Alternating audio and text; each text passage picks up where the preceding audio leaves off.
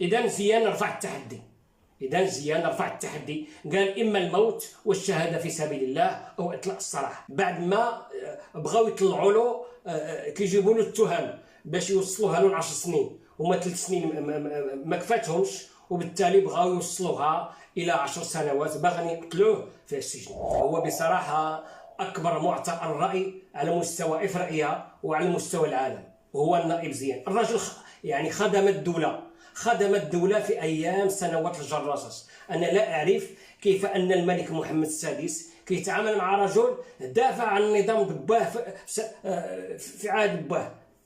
علاش تعاملوا معاه؟ علاش قال له اولا تخلص من داك الحاشيه المحيط الملكي اللي هو الحمه او البهيمه ومن الماجدي، العصابه اللي دايره به، ورجع الثروه ديال الشعب المغربي، الذهب، الطاطا، الفوسفات،